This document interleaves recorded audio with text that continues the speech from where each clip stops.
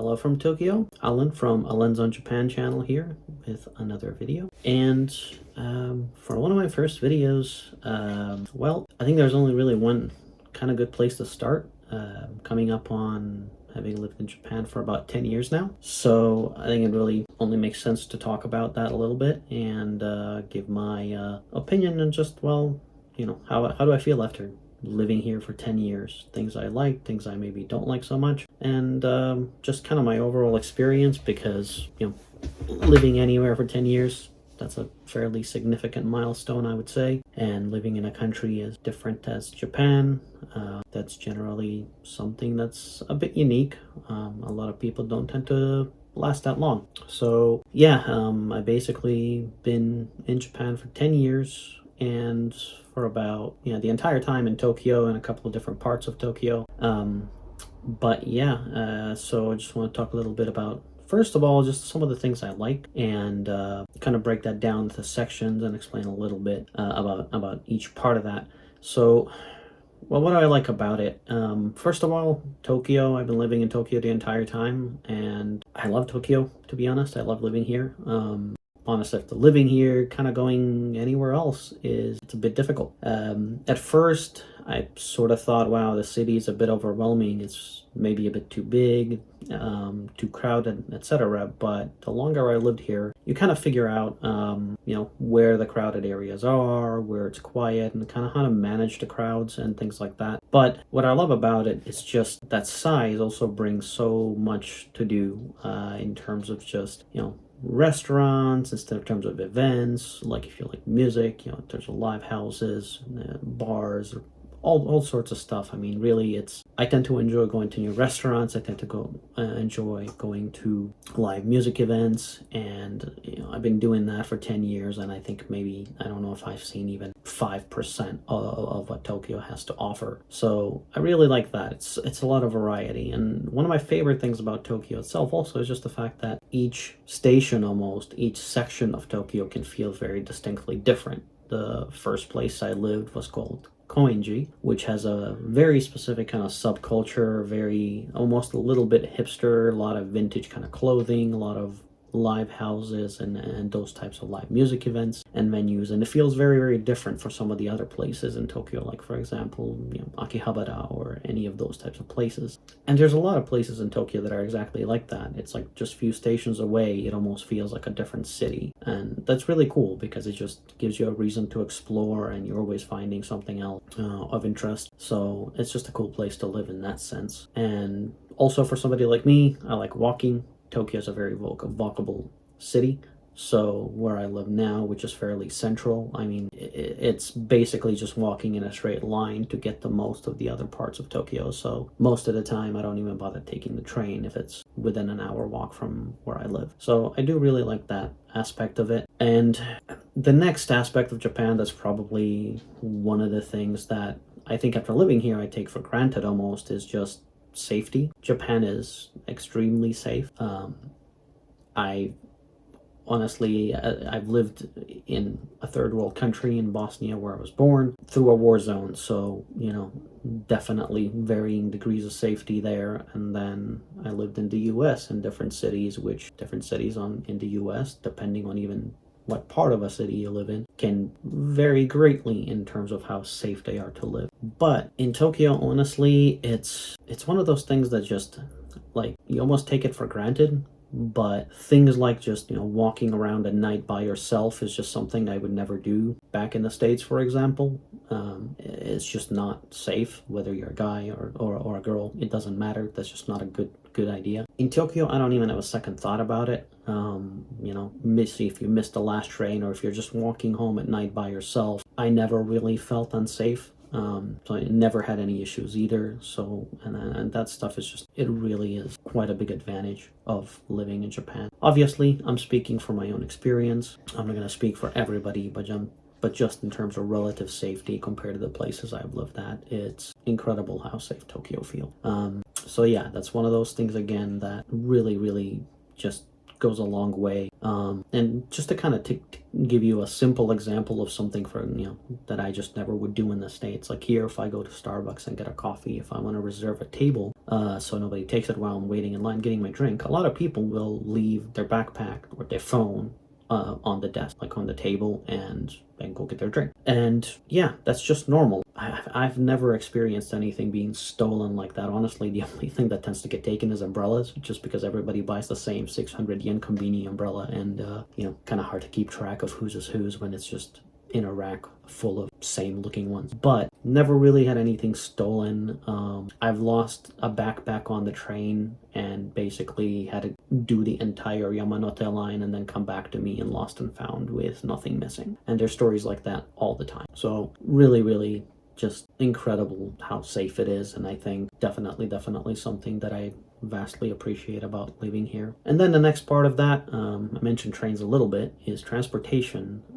Just the public transportation in Japan, everybody knows about it. It's not a secret. Trains in Japan are incredibly punctual, incredibly clean for the most part, very easy to use, and for the most part kind of in the big cities at least tend to go anywhere, and usually there's not much of a wait time in the busier stations, busier lines. It's like 2 or 3 minutes maybe. So getting around is just very simple. I don't have a car. I used to drive everywhere in the States. I don't have a car in Japan just because I didn't have a need for it. And honestly, it would be more of an inconvenience for me to be driving in Tokyo than there's just take public transport. And buses are kind of similar in that way. I just don't really use buses that much just because trains tend to generally go where I need them to go. But I have used them several times as well in some of the smaller kind of cities, places like Kyoto or like Shirahama, places like that, where maybe there isn't as much in terms of train lines, but it's always been a good experience. Again, cheap, very clean, and quite punctual. So again, it goes a very long way.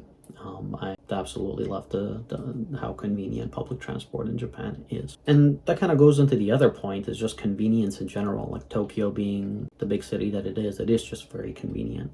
Obviously, depending on what area you live at, might be more so than others. Some are a little bit further from maybe, let's say, major station or major shopping centers, etc.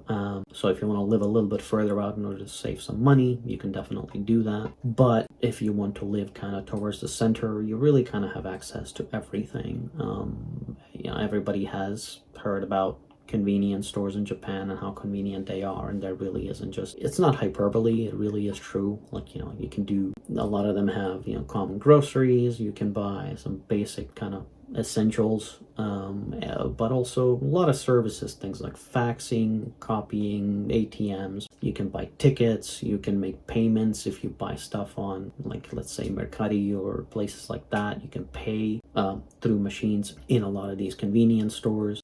In my case, I'll buy concert tickets and then you can pick them up at the convenience store. You can just go and print them out there. In some cases, it's just very convenient in a lot of ways. Like it really puts it in stark contrast when I go somewhere. Like, I have family in Germany and they live in kind of a little bit in the countryside, so it's like anytime I go there, you kind of realize just how good I have it here in terms of access to just about pretty much everything. The next thing I mentioned a little bit, I like going to new restaurants. So the food and service in Japan, again, is one of those things that's very famous. And I don't mean just like Japanese food, but I think Tokyo is just one of the most diverse and one of the largest food cities in general. There are, for the most part, you can find anything and everything, and usually made to a very high standard. Obviously, for Japanese food, that's fairly normal, but Italian, Indian, depending, I think it depends on who you ask on that one. But you can find a lot of variety. Spanish food, you can find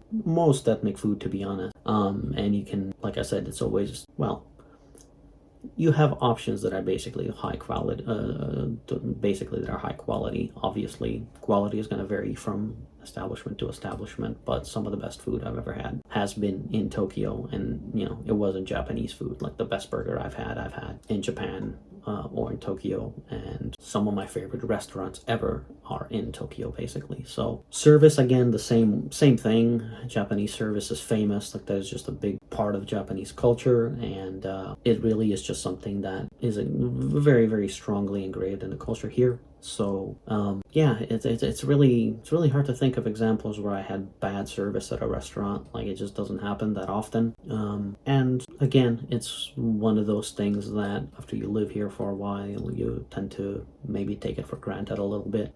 But it is, for the most part, like, yeah, it's I can maybe, in the 10 years I've been here, I can maybe remember count on one hand the amount of times I've had service that was maybe not so great. The next, and this is something just about, I guess, Japan in general, not just Tokyo specifically, but I think especially right now it puts that into context quite a bit. There's not as much political tension here, not as much focus on politics and being inundated with news 24/7 as it was the case when I was still in the US, and even right now, seeing what's happening over there. It's nice to just not have to think about that so much. You're not constantly having people arguing around you about basically their political candidates or whatever their views are. Like, those discussions obviously happen, but they're just not so aggressive, and I don't think they happen in the same way that they happen maybe in the States. Like, here, you can watch news and you get your political news from that stuff, but there isn't really, that I've seen, at least a 24/7 channel that is constantly just kind of throwing that type of stuff in your face, and honestly, I quite like that. Like, the worst basically you'll see here in that regard is just the annoying kind of trucks that go around just blaring speeches by certain candidates and stuff like that.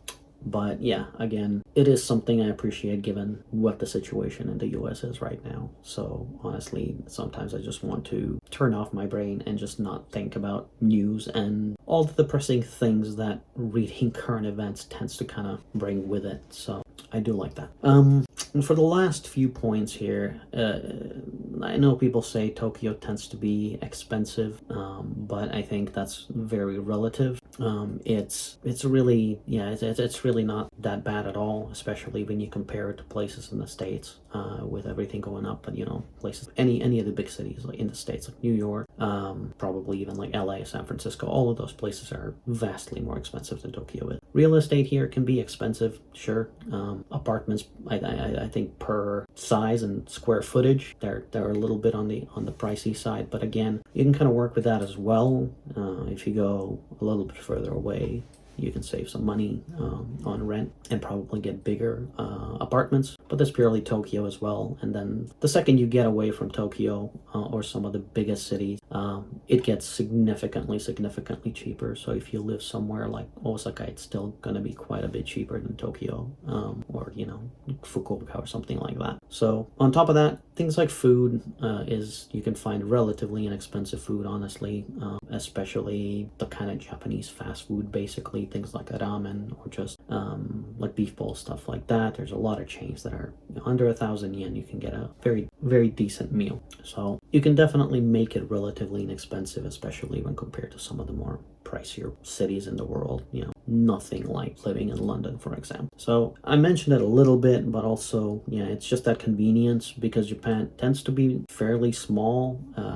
Everything tends to be close by. You're always a couple of hour trains away, basically, from the other end of Japan, and that's really, really great. Because for me in Tokyo, I can be an hour away from the beach or two, depending on where I want to go to. But then you can also be a couple of hours by bullet train away from snow and snowboarding and skiing and stuff like that. So it doesn't take a long time basically to pretty much get anywhere, compared to something like, again, the States. It's so much wider and spread open, that, like, for me, when I lived in Arizona, to just go to California to visit my parents, it was a 4-hour drive with just kind of nothing, just on the freeway. So in 4 hours on the train here, you can basically be in the other side of the country, and that's pretty great, because it's just, you don't have to plan long trips to still go somewhere different.